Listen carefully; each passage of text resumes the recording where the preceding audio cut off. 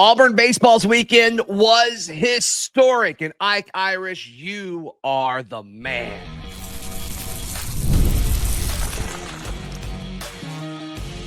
You are Locked On Auburn, your daily podcast on the Auburn Tigers. Part of the Locked On Podcast Network, your team every day.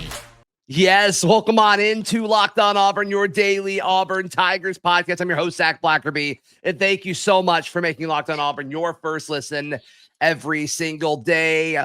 Lindsay Crosby of thebarnauburn.com, as well as other places, hanging out with us this morning. We're recording this right after Auburn baseball advances to super regionals for the fifth time ever. They blast NC State in the Auburn regional finals 11-1, Lindsay, and what may have been one of the most electric nights in the history of Plainsman Park. That was wild. The program, they had like 22,000 people in the ballpark over the weekend. Like record crowds all 3 days. These crowds were electric.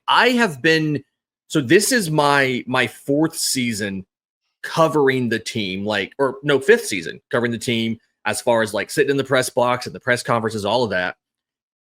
Tonight, when Ike Irish hit that 3-run bomb, and there was no question that thing was gone. It hasn't landed yet. That ball is actually in orbit. We got a call from NASA during the game. NASA was concerned. It almost hit a satellite. That may be the loudest I have ever heard that ballpark. That place was a freaking electricity factory. Like, it was so loud in there. It was insane. Yes. It was insane. I mean, it just kind of everything that you hope to achieve when you earn just a hosting site, for one. Yeah. But the number 4 team in college baseball being a national seed and saying, especially when a lot of people were saying, Auburn was ranked too high. Auburn shouldn't have been the 4 seed. The way the tournament's set up is for you to take advantage. If you have better pitching and deeper staffs and are able to win those first 2 games, you will put yourself in such a solid situation. And we saw it. We saw it against NC State. They ran out of pitching, and Auburn was in a prime spot because they took care of business in their first 2 games. That's the way these regionals are designed, and Auburn took advantage of it. Backing up just a little bit, the whole thing about Auburn being overseeded, I think it's a little bit of like, one, it's SEC bias, and it's people not. I'm going to be frank here. My name is Lindsay, but I'm going to be frank for a second. Hey, Frank. It's people not knowing ball. Okay. Auburn non-ball knowers. Hardest strictest schedule in the country. And yes, SEC plays a big part of that. But Auburn played 9 games against teams that made the NCAA tournament that are not in the SEC. They went 8-1. And for people who said they shouldn't be a number 4 seed, here's my favorite stat from the weekend. Auburn played 27 innings of baseball against these 3 teams. Do you know how many innings Auburn had a deficit? They didn't, did they? 0. Yeah. Auburn never trailed in the entire weekend. They went wire to wire. Now, there were times in the 3rd inning, Central Connecticut tied it at 4 on Friday night before Auburn scored 4 more in the bottom half of the inning, right? Stetson got it to a 4-3 lead by Auburn in the 4th before Auburn came back and put more runs on the board in the 5th. And then NC State just never. I mean, they didn't score their first run until the 8th inning, until it was literally 11-0. But Auburn never trailed on the weekend. Yeah, and so the first 3 innings against NC State, I mean, it felt like it was only a matter of time until Auburn was going to bust it open. First 3 went scoreless, but Auburn left guys stranded on base, and it's like, yeah, unless there's just a total collapse or something, like Auburn's going to keep coming. They're going to keep coming. Yeah. There was a moment in the 4th inning right before where it was Eric Snow's at bat, and NC State starter Dominic Fritton, yeah, that at bat put him over 80 pitches at that point in the game. It was still scoreless. And I don't know how many pitches that at bat was, but it was probably 10. It was a lot. It was 9. Yeah, it was 9 because he got Snow fouled off 2 balls. So he's down 0-2 immediately. He took 3 pitches to get it to 3-2, fouled 3 more strikes off, and then took a ball to walk. So it was a 9-pitch walk. And it was an incredible at bat. That was the whole weekend. Yeah. But that moment, though, I think was kind of what sealed it. Yeah. Because then it eventually set up, Ike's, 3-run bomb later in that inning. But to me, like, that was everything about it. It's like, no matter what NC State did, even when they were in moments where they might have had an advantage, starting that 0-2, it didn't matter. Auburn answered everything. Yeah. And that's been, like, we've talked about this a ton on the Barn Baseball Show. Like, one of the things you always try to figure out about a college baseball team, because it's kids. I mean, they're 18, 19, 20, 21 years old. Sure. The things you try to figure out every year about your team is, what is the identity of your team? If you have your ideal win, and I don't mean ideal win as in like the absolute best case scenario, but I mean, if everything goes according to plan, what does that victory look like?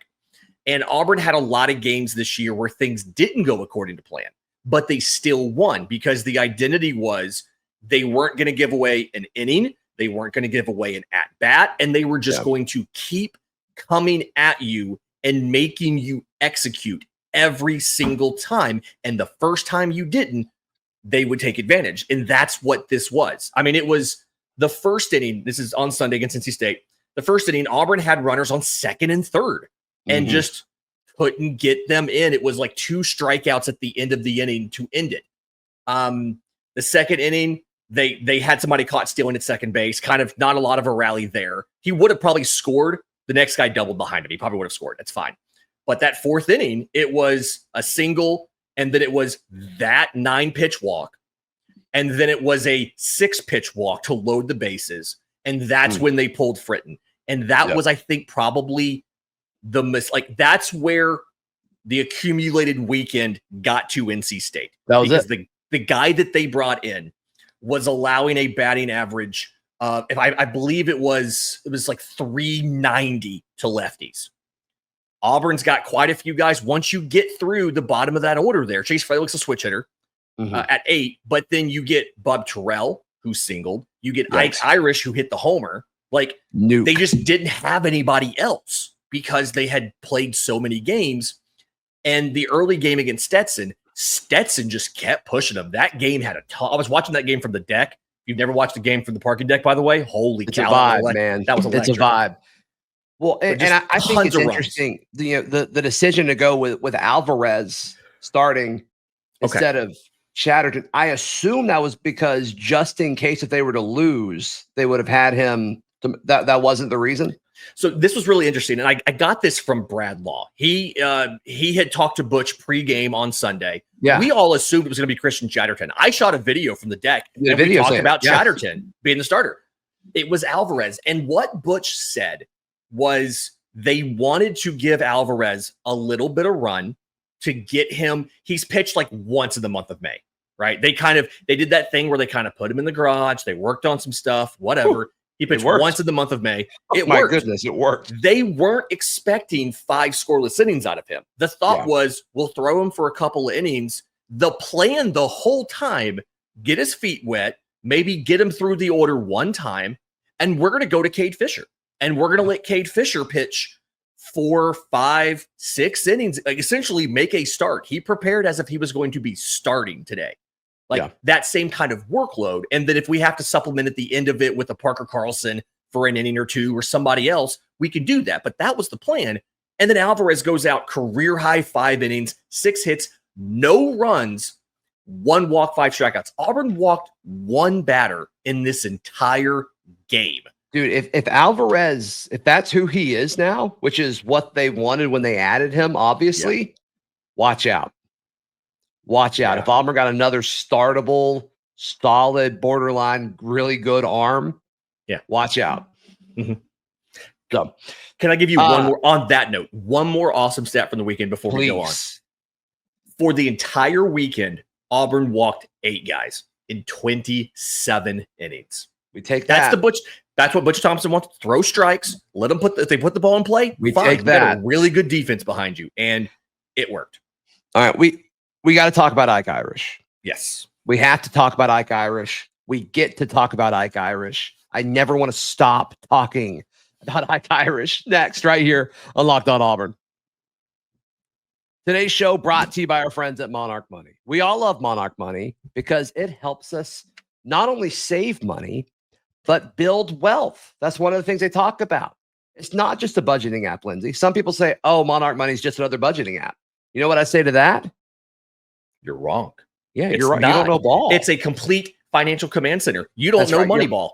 Yeah, your personal CFO, if you will.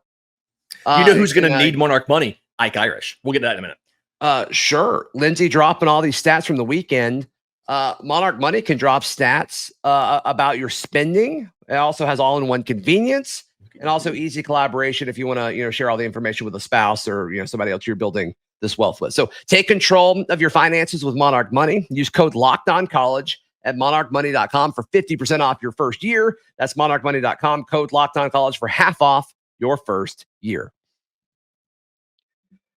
I mean, when you talk about great players, Lindsay, of any program, historic stuff. I mean, you think about in the scope of Auburn baseball, you can't tell the story of Auburn baseball without several guys. You can't do it without mentioning Bo Jackson. You can't mention it, or you can't tell the story of Auburn baseball without mentioning, Frank Thomas, Tim Hudson, Gabe Gross.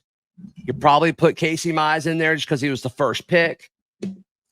You have to add Ike Irish to the list. You can't tell the story in its entirety of Auburn baseball without Ike Irish. He was already there, but this weekend, to me, solidified it. Everyone who was watching that game, and also, the thousands of fans that were in attendance watching it Sunday night, will not forget the moment where he hit that 3-run nuke in the fourth inning. That's a part of Auburn lore now, and I'm here for it. Can I tell you a fun story about that?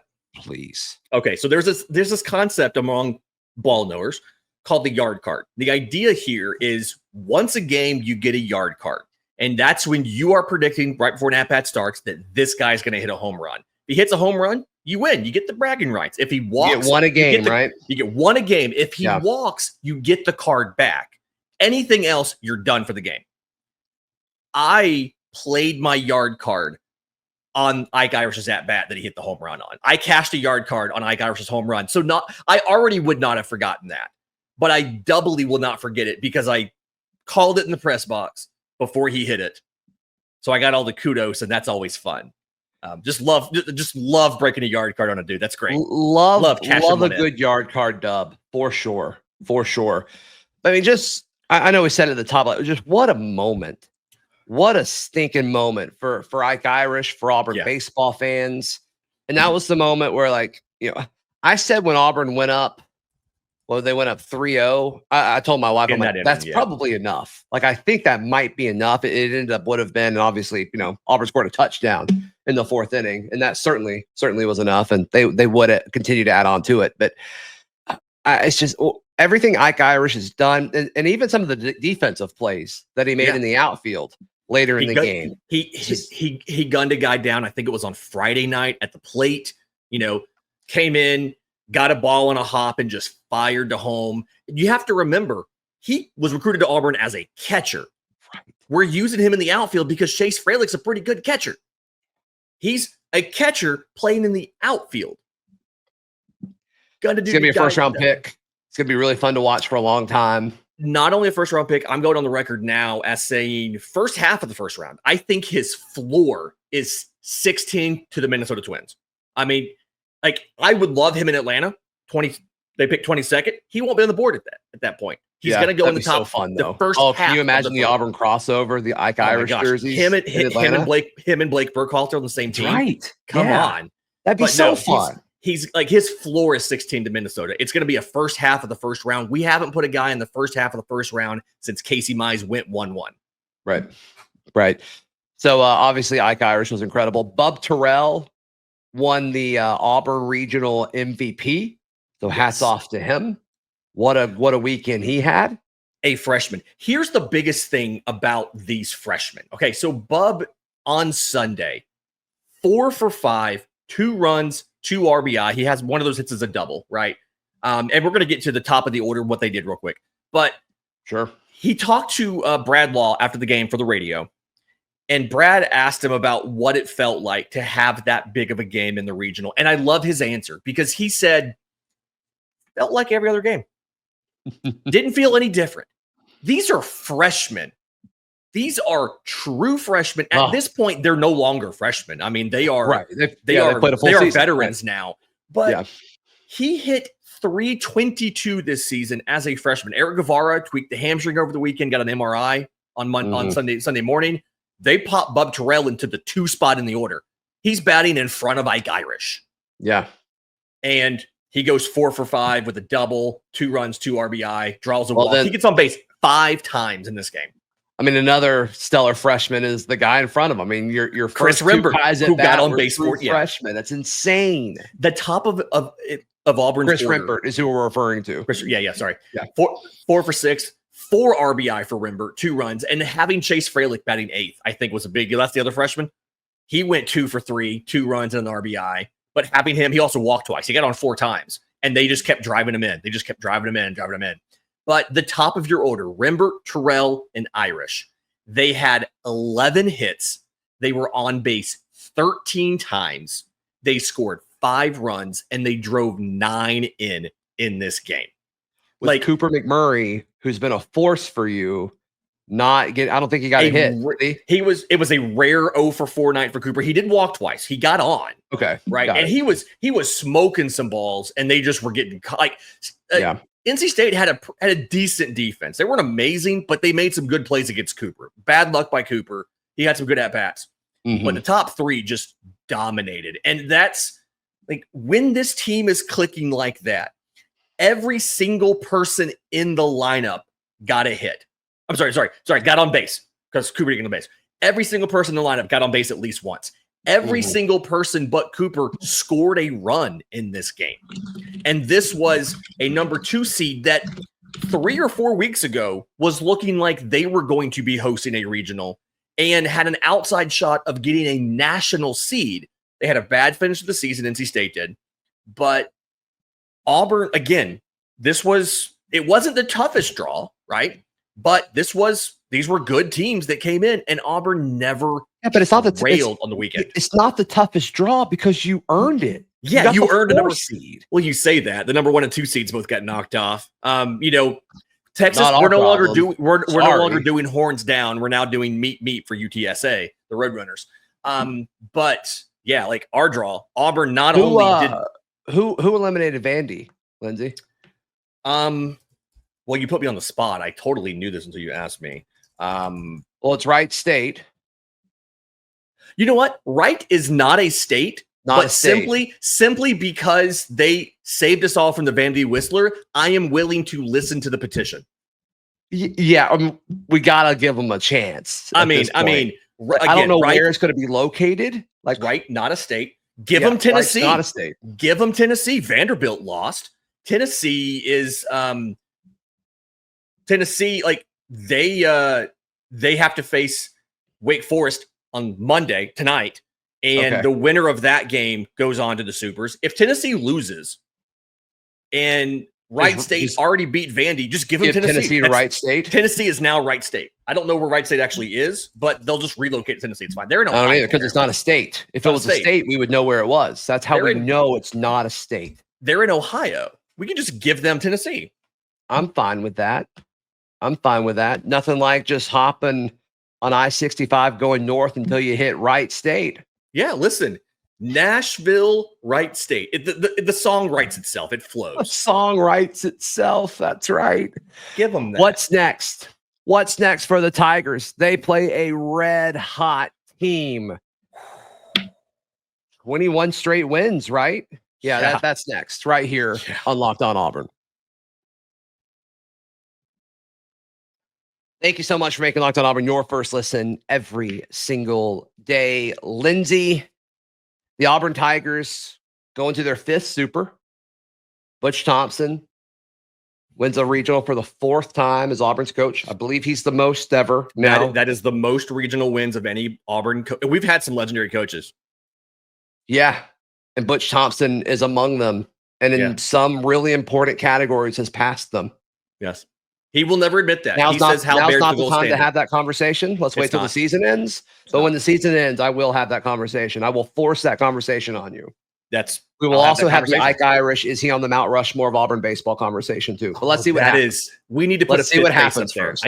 I need 5 faces. I can't cut a lot of these guys out. I will do my research. Baseball fans, let us know in the chat. If you're still here, you're a baseball fan. Let us know down below of the 4 guys on there now. Your Bo Jackson, your Frank Thomas, your Gabe Gross, your Tim Hudson. Who's coming off to add? Who do you knock off? Who do you knock off of that list? I think there's an argument for a few of them. So yeah, we'll talk about that. We'll talk about that after this. Let's see what Ike, is able to lead this team too. Yeah. The next step is they host Coastal Carolina. Butch Thompson labeled them as one of the hottest teams in college baseball, which you can't argue that. 21 straight wins. Yes, they are 21 straight wins. They were electric this weekend in their regional. It's just kind of a unique situation, a pairing that went chalk. There's not a lot of those in this postseason tournament. So there's really not. To me, though, still, like, no disrespect to Coastal, but if Auburn plays the way they did this weekend, I think they find a way to win 2 of the 3 games, and that's all you need to do. Yeah. I think the thing here, so Coastal's pitching staff is very good. Coastal's pitching staff, and I don't think this is updated for the Sunday games yet, to just clarify that. Okay. One of their starters, Jacob Morrison, is 11-0 in 14 starts with a 1.90 ERA. He has pitched 85 innings and allowed 18 runs, but he struck out 84 guys. Their other 2 starters are like 6-1, 6-2, ERA in the low 3s, and they have 8 different relievers with an ERA under 3.5. This is the best pitching staff we have faced since we faced Vandy. And then also their offense, which we won that series. We did win that series. Yes. We was at home. Yes. Vandy's ring around the rosy thing in right field did not help them any. What state is Vandy in now? Wright State. Got it. Yeah, Wright State. They play in Nashville, Wright State. Got it. Coastal's offense did pretty well this weekend as well. Like they what is it? I think it was East Carolina. They beat them 18-7. Such a dumb joke. And 2 of the people watching thought it was funny. It's the dumbest, but you know what? 2 people doing the show also thought it was funny, and 4 that is people what matters. thought it was funny, and 2 of them are on the screen right now. There you go. Coastal, do not be confused by the fact that they are a Sun Belt team. Coastal is a very good team. Their RPI top 10 this year. The Sun Belt is a solid baseball conference. It's a very good baseball, underrated baseball conference. 100% agree. Yes. And Auburn played, they played Troy, and Troy's usually, one of the better teams there. Troy was like the last team out of the tournament this year. Do those stats though, like, it's not the SEC, right? Like, we can all agree that it's an underrated baseball conference. We all agree. It's not the SEC. Do those stats reflect that? Like, I'm not saying they're not good, but they did play a lot of out of conference opponents that are good, right? They played. I'm talking about the 21 straight. Like, you're not doing that in the SEC. On the back half. Yeah. The back half was like App State, ULM. They did play Clemson in there. They beat Clemson in early May, right? Yeah.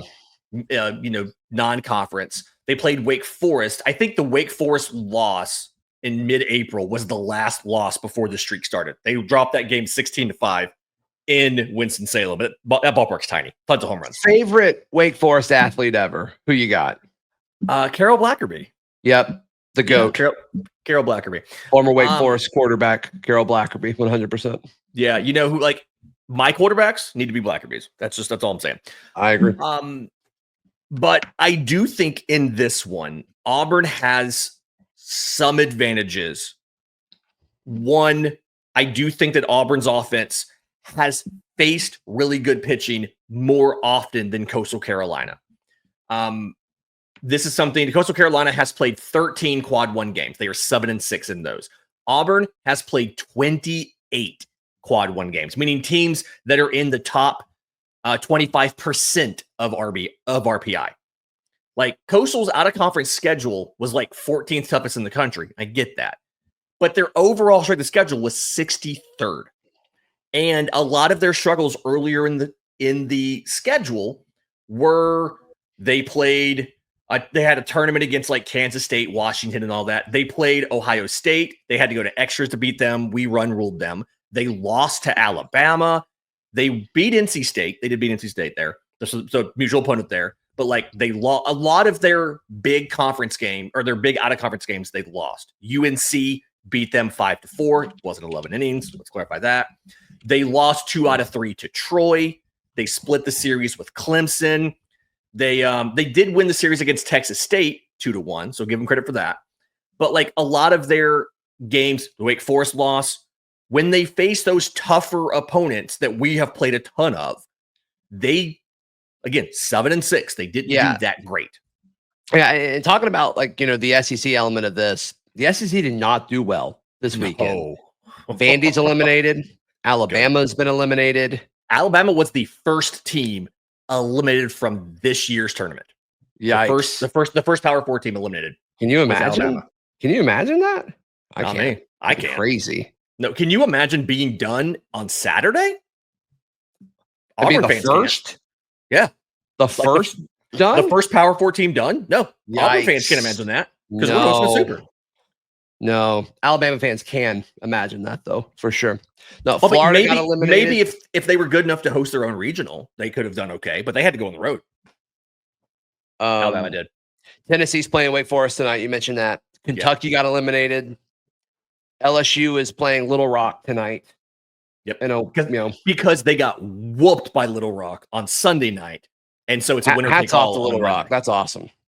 That's awesome. Georgia got eliminated. Yep. Ole Miss and Murray State are playing tonight. Yep. And then of course Texas got eliminated. So not a good weekend and it could get worse tonight. We'll see what happens with some of these decisions. It'll happen later today. But Auburn took care of business. And like let's don't overlook that. Let's don't overlook that. That's incredible stuff. Incredible stuff. Yeah. So there are a couple SEC teams still in this right now, but as of right now, secured, locked in teams for supers. From the SEC, you have Auburn, you have Arkansas. That is it. Yeah. Locked in right now. Obviously, you still have opportunities, right? You still have teams that can advance. LSU and the ones who are playing tonight, I'm picking Ole Miss over Murray State. I'm picking LSU over Little Rock. I'm picking UNC over Oklahoma, but Oklahoma's still in there. Oh, I skipped over them. Yep, you're right. And then if I had to pick, I would pick Tennessee over Wake Forest, but that was because they're in Knoxville. That's the only reason. Yeah, that's the toughest one to pick, though, I would think. So we'll see. We'll toss see. Up to me. We'll see. It could get a lot better for the SEC. It also could be really bad. So we'll be really embarrassing. Yeah, we'll see. We'll see. But you know who it's not embarrassing for? Who? The Auburn Tigers. Who would you say it's most embarrassing for? Ooh, I want to say Alabama, but I'm going to say Vanderbilt. Being the number 1 overall. Yeah. The number 1 overall seed and getting beat by a bird, by Louisville. Can you imagine getting beat by a bird? I'm sorry. Technically, they got beat by Wright State. They got eliminated by Wright State. Who now runs state, I guess. Who now runs their state, and then Louisville advanced out of there. But so you didn't even lose to the team that won the regional. You lost to the team that lost to the team that won the regional. That's tough. How can people check out everything you've got going on, Lindsay Crosby? I'm on social media at Crosby Baseball. Ton of stuff from the weekend over there. You did a great job. Seriously, you did an awesome job this week. Ton of work. The Barn Baseball Show on YouTube. We dropped 3 shows over the weekend. We'll have 2 more shows coming out this week. Also, if you're a Braves fan, bravestoday.com. That's the newsletter. Braves Today podcast is the pod, and the Locked On Braves postcast over on Locked On Sports Atlanta. Yeah, all baseball. You are the true baseball guy. Please like the video. Please subscribe, and we'll see you next time. This has been Locked On Auburn.